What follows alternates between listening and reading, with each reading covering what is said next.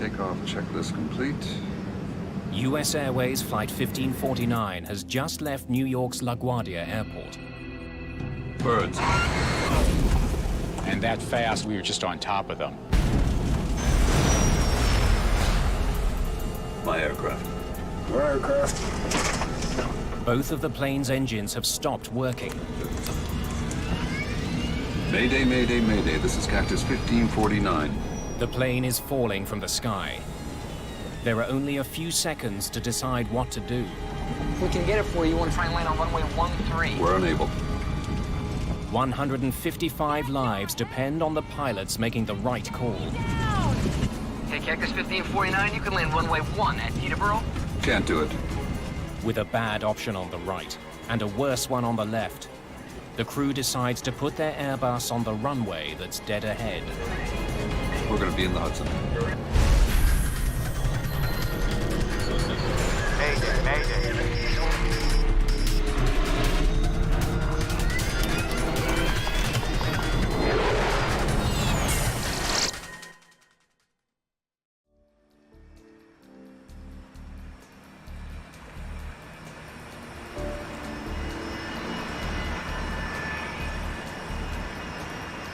New York's LaGuardia Airport, mid-afternoon.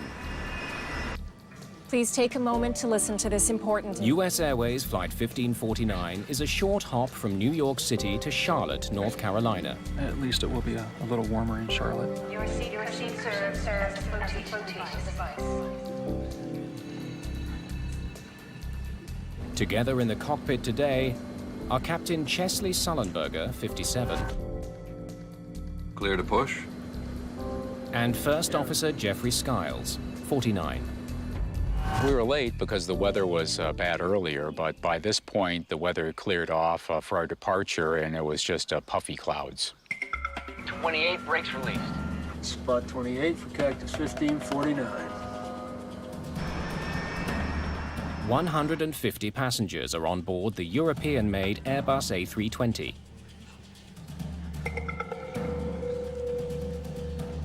Businessman Clay Presley is on his way home to Charlotte. I arrived at the airport at LaGuardia. It was very cold. It had been snowing a little bit that day, and we had a storm coming in, so we wanted to make sure we made that flight and weren't hung up or delayed on some later flights. The crew flew in an hour earlier from Charlotte, with Sullenberger at the controls. Your brakes, your aircraft. First Officer Skiles will be flying the plane back to Charlotte. My aircraft. It's a common sharing of piloting duties. Cactus 1549, runway 4, clear for takeoff. Cactus 1549, clear for takeoff. This trip marks the final leg of a 4-day sequence of flights for both men. We made our standard call-outs. It was just a normal takeoff, normal procedures on the climb out. There was absolutely nothing at all to indicate that this would be any different than any other takeoff in my entire career. But by the end of the day, they'll be the most famous crew on the planet. Gear up, please.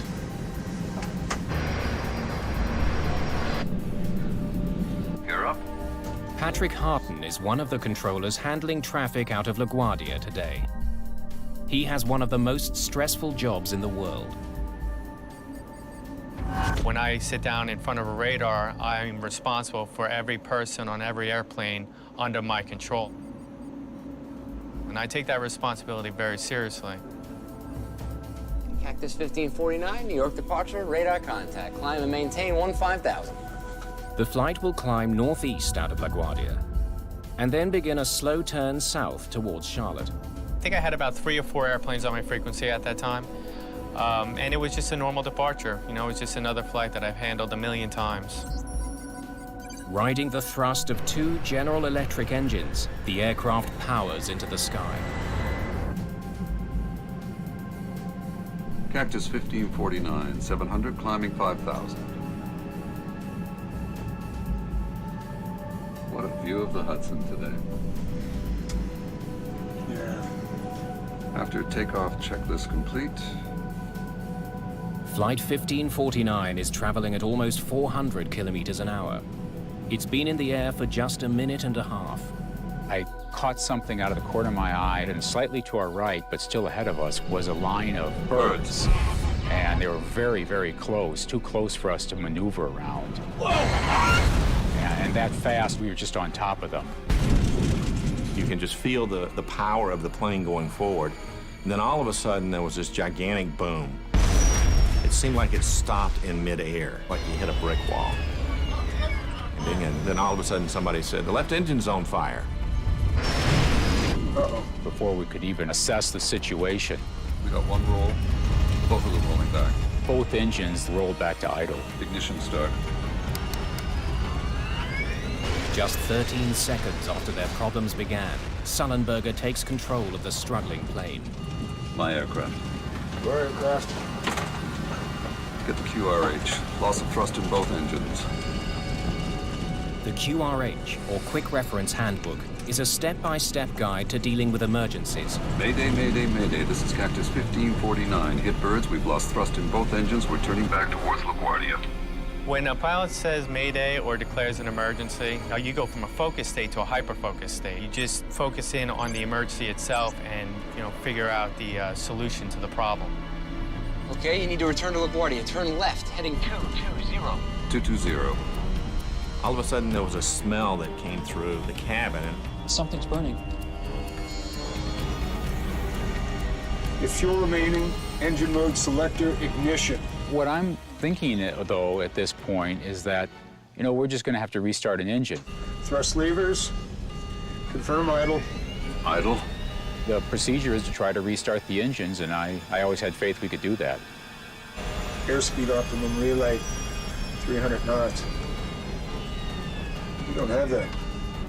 We don't. Okay, Cactus 1549, if we can get it for you, want to try and land on runway 13. We're unable. The conversations with Captain Sullenberger were very short and to the point, which was very appropriate for the emergency. There was a lot going on and wasn't much time to handle it. When Captain Sullenberger simply said unable, it didn't bother me. I mean, he had his hands full flying the airplane, and I understood that. So my job is just to move on to the next option. All right, Cactus 1549, it's going to be traffic for runway 31. Unable. Hudson still wants the jet to return to LaGuardia, but Flight 1549 is now just 1,400 feet above the ground. Cactus 1549, runway 4 is available. If you want to make left, traffic runway 4. I'm not sure we can make any runway. What's to our right? Anything in New Jersey? Teterboro? Okay, yeah, off to your right side is Teterboro Airport. You want to try to go to Teterboro? Teterboro is a small airport on the New Jersey side of the Hudson River, but it's several kilometers away. And without their engines, Flight 1549 is dropping fast. Want to try to go to Teterboro? Yes. When the air traffic controller pointed out Teterboro, I looked at it and I stopped, and I was kind of concerned that he was actually going to try for it. I didn't think we could make it. So you're sitting there very quietly. People are anxiously waiting for information, and they wanted reassurance that things were going to be okay. You could hear the microphone come on. This is the captain. We're hoping he was going to say, "I've got this under control, we're going to be okay, we're going to make it, we're going to turn around and go back and land." That's what you were hoping to hear. Brace for impact. What does he mean, brace for impact? And then all of a sudden it registered. I think he's saying we're going to crash. Get your heads down! I had no idea about how to brace for impact. Everybody's looking around, brace for impact. What do you mean, brace for impact? And how do you brace? Go ahead. Try number 1. I put it back on. Okay, put it back on. Put it back on. While the crew struggles to fly their stricken plane, Patrick Harton is still trying to find them an airport. I actually worked Teterboro Airport for about 3 years, so I was very familiar with the airport. Okay, Cactus 1549, you can land runway 1 at Teterboro. Can't do it. Okay, which runway would you like at Teterboro? We're going to be in the Hudson. I'm sorry, say again, Cactus? I could hear him, but my mind really didn't want to comprehend those words. We're going to be in the Hudson. That was a death sentence for him, and I didn't want to accept the fact that it was over and there were no more options left. I don't think we're going back to LaGuardia. I just emailed my wife and just said, "I love you." And I didn't say anything else because I really did not want her to worry. Okay. Let's go. Put the flaps out. And I thought to myself, great. The Hudson River was our best opportunity. It was really the only thing in sight where we could land this airplane. Passengers throughout the plane watch the Hudson rise to meet them and begin making preparations of their own. So I started thinking about, if we're going to crash, I know I need to figure out where the exit rows are. If the water comes in, you need to be able to hold your breath long enough to get to those 4 or 5 rows and get the doors open if you can. Got flaps out, 250 feet in the air. We're not going to be able to get an engine started, so I started calling out airspeeds and altitudes 170 knots. to give him a situational awareness of what was going on. Got flaps 2. One more. No, let's stay at 2.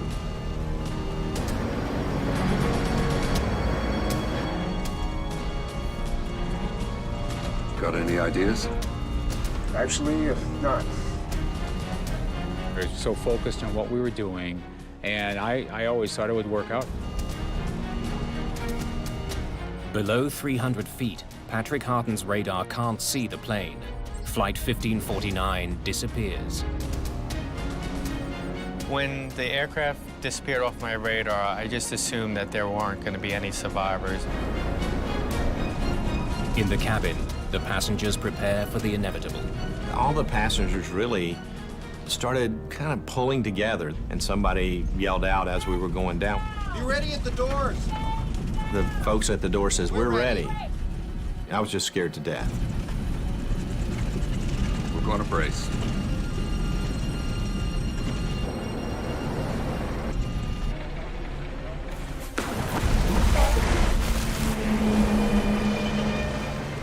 Looked like the airplane was going right for the bottom of the Hudson River. All we saw was water cascading over the windshield. It was like a tornado. Pieces of the plane were being torn apart. Some people were thrown around pretty good. Then the airplane popped up,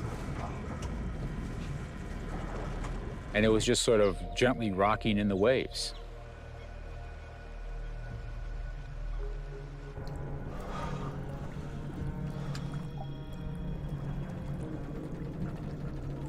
We all just sat there. We were all in shock, and we were waiting for what's next. US Airways Flight 1549 was in the air for just 5 minutes and 8 seconds. Having made a remarkable landing, the passengers and crew now face a new danger. The plane is leaking. The ice-cold water of the Hudson is pouring into the cabin.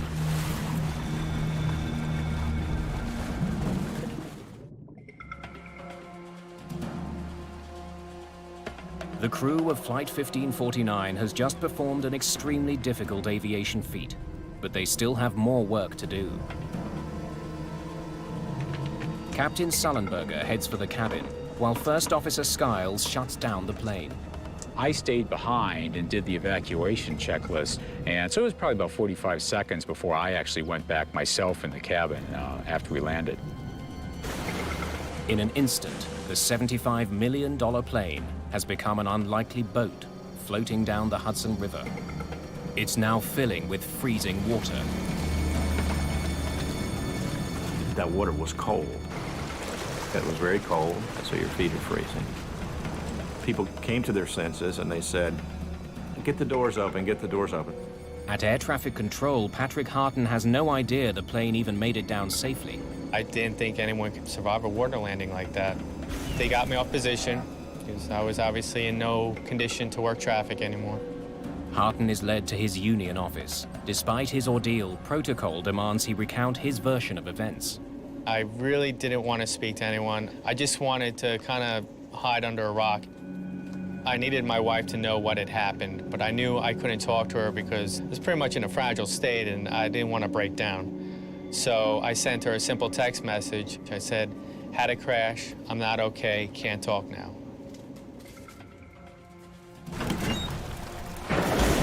Passengers nearest the exits open the doors quickly, while Sullenberger and the cabin crew begin managing the evacuation. I just jumped up very quickly and started making my way to the emergency door. And so I worked my way out onto the wing, just a few steps to start with. I started noticing that people around me had their flotation devices. They'd pulled up their seat bottoms, or they had a life jacket that they'd taken. I had nothing with me. Skiles heads back to help the crew in the cabin get passengers out of the sinking plane.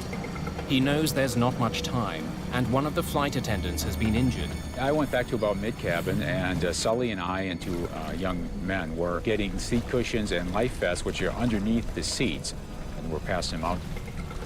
And I'm looking around trying to assess the situation. Is the plane going to blow up? What's the next step? Yeah, there were actually probably 6 or 8 people that went into the water. And they were shivering and they were cold. We started pulling them back up onto the wing. At the back of the plane, water continues pouring in. Passengers are directed to move forward to escape.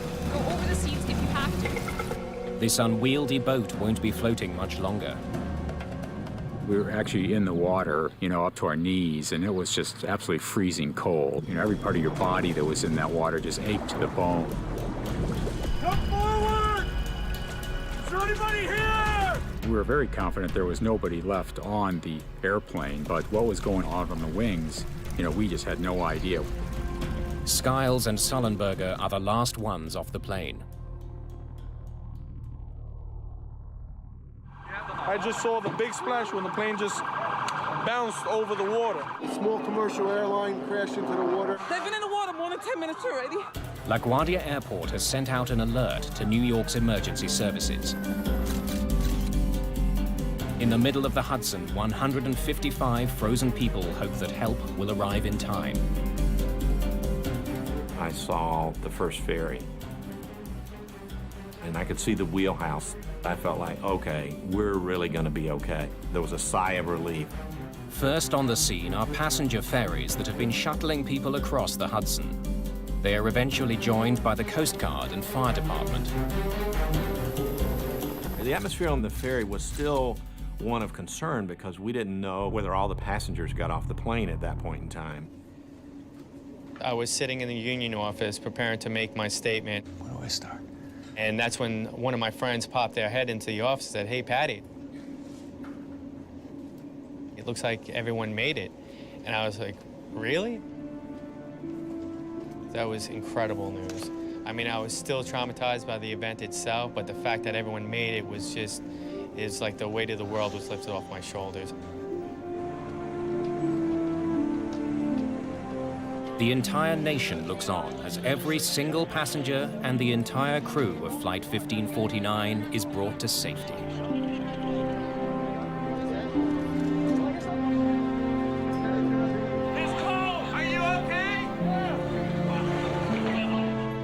Like so many others around the world, investigators from the National Transportation Safety Board are riveted to the pictures. Hey, you gotta see this.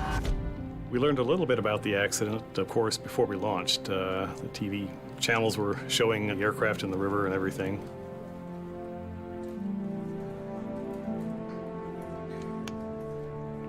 All agree that the landing is extraordinary.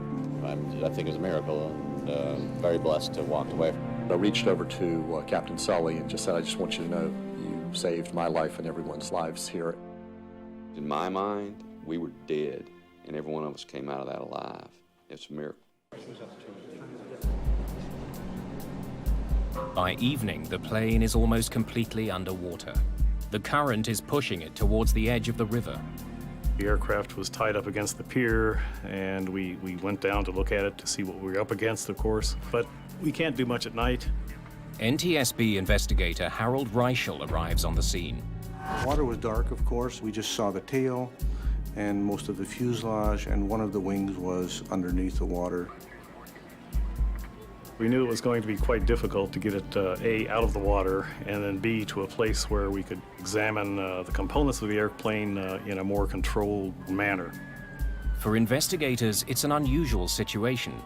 Normally, their main task is to uncover the cause of a crash. With Flight 1549, the cause seems obvious. Birds. The original Mayday call was clear. Mayday, Mayday, Mayday. This is Cactus 1549. Hit birds. We've lost thrust in both engines. We're turning back towards LaGuardia. Okay, you need to come back. The crew reported that they hit several birds shortly after takeoff. I think everybody realized that a bird strike had occurred. What people didn't know was what kind of birds brought the aircraft down, whether it might have been a combination of a bird strike plus something else, whether the crew acted and flew the aircraft as they should have. My aircraft. Your aircraft. Get the QRH.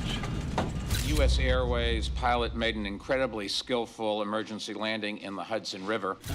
Investigators want to interview both pilots, but their sudden fame makes them hard to get to.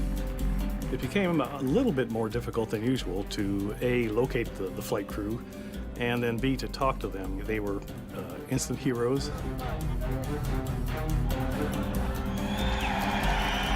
Nothing in life can prepare one for the media frenzy of a situation, like this. And it's not just the pilot's newfound celebrity that's an obstacle for investigators like Catherine Wilson. One of the most challenging things in this case was nobody wanted to sully Sully. He was a hero in this case, and we were the ones who was potentially going to pick apart what he did and try to find out what he did and whether it was right or not. To prove that birds caused the crash, authorities need to get the plane out of the water. But a vital piece is missing. We've been told earlier that both engines were still attached to the aircraft. That turned out not to be true. So that became a major goal right off the bat, was to figure out where that second engine was.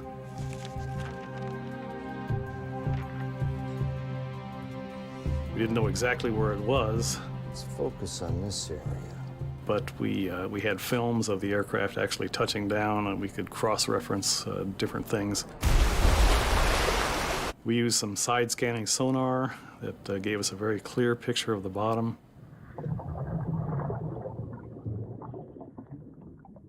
It wasn't that easy to do because the Hudson River has a current, and the current changes throughout the day. So it took 3 days, ultimately, to find the engine. Within days, the recovered engine and the rest of the aircraft are moved to a warehouse in New Jersey, so investigators can study the wreckage more carefully. We certainly couldn't do it out there at the edge of the Hudson River, and you can imagine how interesting it was to take an airplane 150 or 200 feet long through a very, very populated area in New Jersey. As the plane is being moved, investigators work with the voice and data recorders. Okay, let's hear it. Which were in the most damaged part of the plane, the tail. The cockpit voice recorder and the flight data recorder were in virtually pristine shape. The aircraft had sustained quite a bit of damage in the rear end, but the recorders themselves survived very well. We were really lucky. All of the data was able to be downloaded normally. We got one roll, both of them rolling back. Listening to the CVR provides vital insight into how the crew responded to the emergency. In this case, both Captain Sullenberger and First Officer Skiles acted extremely professionally. Ignition start. Each member had their own roles and responsibilities. They stayed with those roles and responsibilities throughout the accident flight and communicated only when necessary.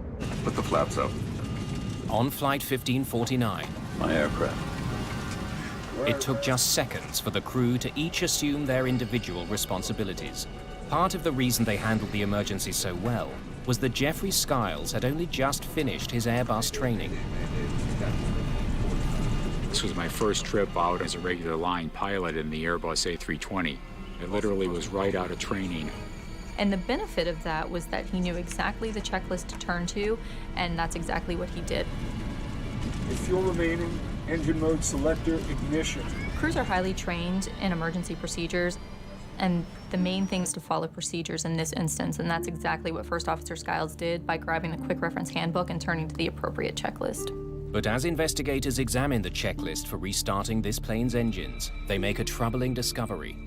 It was assembled for an event that occurred 20,000 feet in the air, where a crew would have plenty of time to slowly and carefully go through a 3-page checklist, the end of which was, how do we ditch the airplane? So it was a 3-page checklist, and really, I only got to about the page and a half through this checklist in the time that we had. airspeed optimum relay. The crew spent a lot of time trying to restart the engines when they could have been focusing on preparing the airplane for the ditching. 300 knots. You don't have that. We don't. Overly complicated checklists have played a role in deadly plane crashes in the past. In 1998, a fire broke out on board a Swissair passenger jet.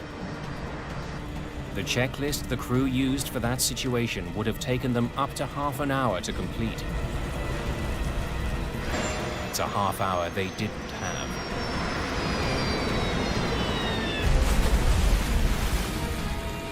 But on Flight 1549, the checklist was far from the greatest challenge facing Sullenberger and Skiles. I'm not sure we can make any runway. Water landings are notoriously difficult because unless they're perfect, they can be catastrophic. In 1996, after a hijacking, an Ethiopian Airlines captain tried to land off the Comoros Islands when his plane ran out of fuel. His left wing hit the water first, causing the plane to cartwheel. It was ripped to pieces. Of the 175 people on board, only 50 survived.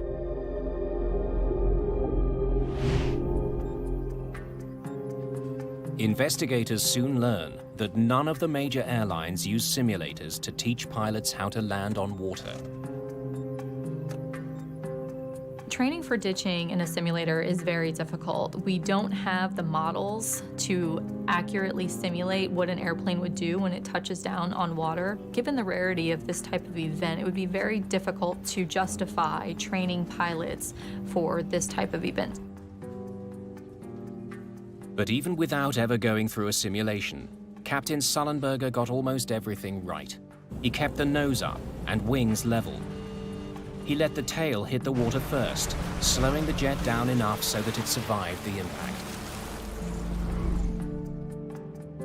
Nice flying. NTSB investigators turned to their own simulation to answer a vital question. This is the captain. Did Sullenberger have to land in the Hudson? Brace for impact. Or could he have made it to a runway? Mayday, Mayday, Mayday. This is Cactus 1549. Hit birds. Investigators studied Chesley Sullenberger and Jeffrey Skiles' actions in the moments after their plane collided with birds. Ignition. We wanted to know, did the pilots do the right thing? So what we did in the simulator was we tested exactly that. Was there enough energy to make it back to LaGuardia? And what we found was that about 50% of the time we were able to make it back to the airport. But when a 35-second delay is imposed after the bird strike to account for the crew's attempt to restart the engines, all of the simulator pilots crash before reaching the runway. When we took into consideration the decision-making process that Captain Sullenberger went through, we realized that it was not possible to make it back to the airport. Cactus 1549, runway 4 is available. There's no doubt. We're going to be in the Hudson. Putting the plane in the Hudson was the right call. Sullenberger didn't have enough altitude to glide to either LaGuardia or Teterboro airports. Got one roll. Both of them rolling back. The investigators also discover that Sullenberger made a decision that wasn't at the top of the checklist, one that was critical to the survival of everyone on board. I'm starting the APU. On commercial jetliners, the engines provide power to electrical systems. If the engines stop working, the crew eventually loses those systems. The APU is an emergency generator that keeps some things running. The APU allowed him to still see his screens, the instruments still worked. It also allowed the A320 itself to assist with the heroic landing. The APU provided power to the plane's electronic brain, stopping the pilots from making any potentially dangerous moves. It kept them inside a so-called flight envelope. By starting the APU early in the sequence, the flight crew was able to maintain the flight envelope protections, which prevented the airplane from stalling when the airspeed got too slow. He's right on the edge of stall speed. The flight data shows that Sullenberger was going slower than the ideal speed. The airspeed during the accident sequence got about 20 knots slower than it should have been for this flight. But the A320's flight computer is designed to constantly adjust the plane's pitch and keep it from stalling. We definitely could have had a much more catastrophic outcome had the airplane actually stalled. Starting the APU. Sullenberger's quick thinking made sure the plane's complex computer system kept working. It gave him an automated safety net, so he'd have the best chance to do the nearly impossible. We're going to be in the Hudson. It was a combination of a good crew and a good airplane. Let's go. Put the flaps out. The captain had the presence of mind, for instance, just before they were about to land, a couple of 100 feet in the air, to turn to the first officer and ask, "Got any ideas?" Actually, not. They were both coordinating right up to the end, and that's what we like to see. Skill, training, and the aircraft's very design combined to save the lives of 155 people. But investigators still want to know how birds crippled two highly advanced jet engines, and if they can stop it from happening again. 8 days after the crash, investigators are finally able to examine the engines in detail. Richard Dolbear has spent much of his career studying collisions between birds and airplanes. When aircraft strikes a bird, generally there's not much left of the bird, particularly if that bird goes through the engine.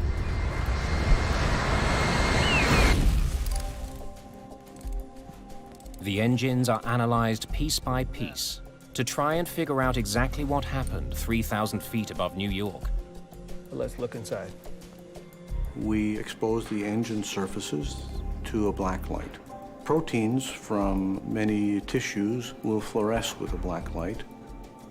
Much of the tissue was already gone, but many of the proteins stayed on the surfaces of the engine. Look at that. Deep in the right engine, investigators find about a cup of charred remains. Most of the remains found were just muscle tissue, bone fragments, and minuscule feather remains. I was able to find about 29 samples in one engine and 14 in the other. But the engines aren't the only part of the plane that's been damaged. Birds. The aircraft hit many birds. So we found evidence on the wings and on the flaps and on the fuselage, but the plane can still fly when that occurs. The threat posed by bird strikes is well known. Bird strikes are a much bigger problem than the general public realizes. In the last 20 years, there have been approximately 210 aircraft that have been destroyed because of collisions with birds.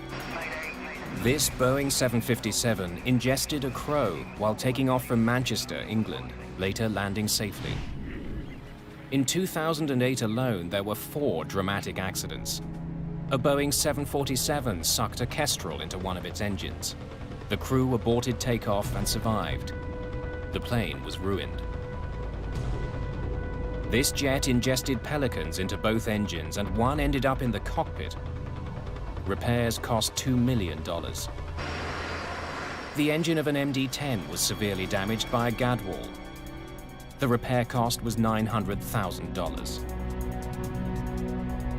And 5 people were killed when this Cessna smashed into at least one pelican. More than 200 people have died in bird strike accidents since 1988. The problem could get worse because there are more birds out there. By restricting the use of pesticides that were hazardous to birds, such as DDT, we've seen a tremendous rebound in the populations of bird species.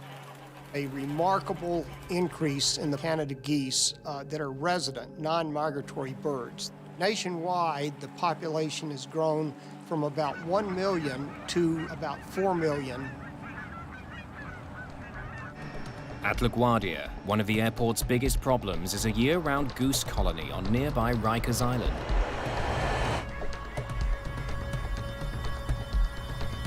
From the year 2002 to 2004, there were 8 Canada goose strikes at LaGuardia Airport involved birds either on the airport or right off of the airport.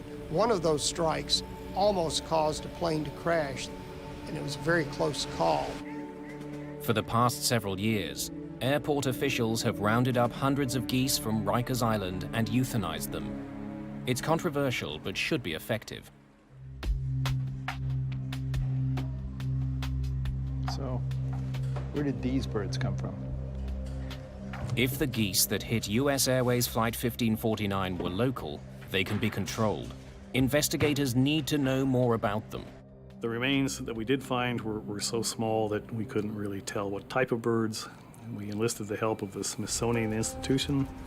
They can take remains, even very small remains, small pieces of feathers or flesh or whatever, and they can identify them. The hope is that DNA analysis of the remains will not only confirm the bird's species, but also offer clues as to where they came from.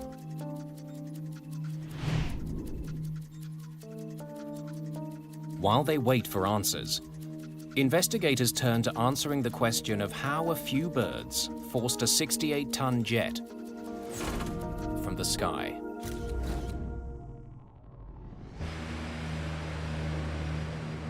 Before they can be used in a passenger jet, engines undergo rigorous testing to prove they can perform under extreme conditions. The tests include ingesting frozen bird carcasses.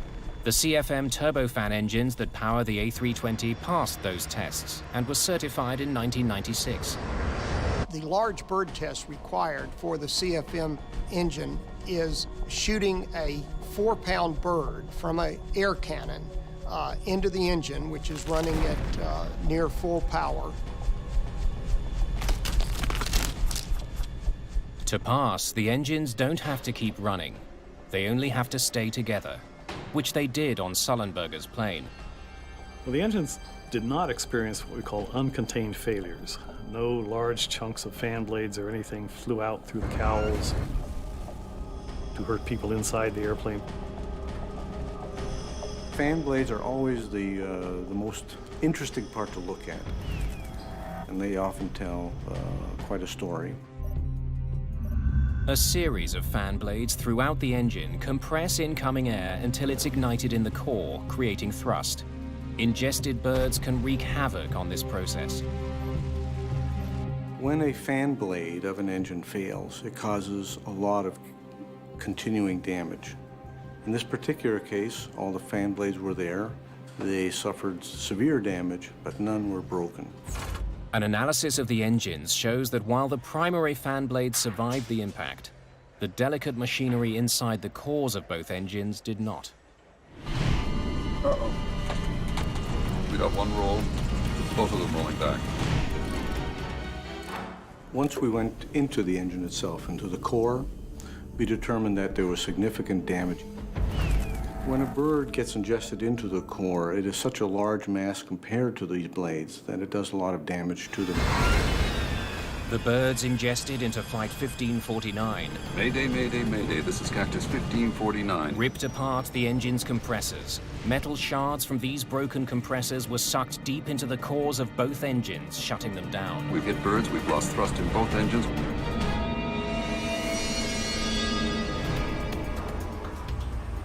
When DNA results come back from the Smithsonian Institution, investigators finally understand why Flight 1549 lost both its engines. The birds that struck Sullenberger and Skiles' aircraft were adult Canada geese. They were far larger than anything the engines were ever tested for. Because of that analysis, we know that these birds ingested each probably weighed about 10 pounds. The tests also confirmed that as many as 4 large birds had hit Flight 1549's engines. It was simply too much for them to handle. Rarely do birds get ingested into the core of the engine. Rarely does an engine ingest the bird and then stop running completely. That's a very rare event. Ignition start. What makes this one even rarer is that both engines ingested birds and both shut down. We're going to be in the Hudson. The DNA test also proves that the geese involved in this accident were not the local geese that LaGuardia has worked so hard to manage. These were geese that had been in northern Canada during the preceding summer. They were migratory geese. The collision between the migrating geese and Flight 1549 happened 7 kilometers from the airport. It means that none of the existing programs for reducing the number of birds would have prevented the collision. It also means that what happened to that flight could happen again, unless a way can be found to keep birds and planes apart. Romeo Whiskey 2-1, radar contact, Walsh report 20 DME southeast Every year, about 2 million planes pass over New York's airspace. Most people do not appreciate the problems that birds can cause to aircraft. They don't realize how a small, seemingly insignificant organism in relation to the size of an aircraft can cause these kinds of catastrophic failures. The airline industry needs to find solutions to bird strikes. Placing screens in front of the engines is one of the most obvious answers, but there are serious drawbacks. Screens can fall off, screens can break, and then they would be ingested into the engine, causing similar damage or more catastrophic damage. Screens can also introduce turbulence to the airflow, which can starve the engines of air, causing them to fail. Winter weather is also a serious problem for engine screens. A screen is a perfect ice builder, and it will accrete ice very quickly in icing conditions. A more promising solution is already being tested in several American cities, including New York. At John F. Kennedy Airport, specialized radar is sweeping the skies looking for birds near planes. Most airports are equipped with radar that sends out radio waves that simply bounce off objects in the sky. Typically, only large objects are seen, and most of this information isn't passed along to air traffic controllers. The fact is that their scopes would be cluttered with things. Tall masts from ships, for instance, would pop up on their radar as low targets. The clutter, in fact, would interfere with air traffic control, and that's not a good thing.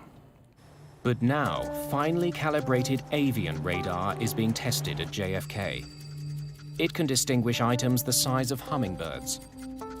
If any birds are detected moving through flight paths, crews could be alerted. I would love to see bird radar technology. The key would be how to incorporate that without increasing workload to an already stressed controller. Tests continue, but widespread use of avian radar is still years away. Cactus 1549, runway 4, clear for takeoff. Cactus 1549, clear for takeoff. Until then, collisions between birds and planes will continue.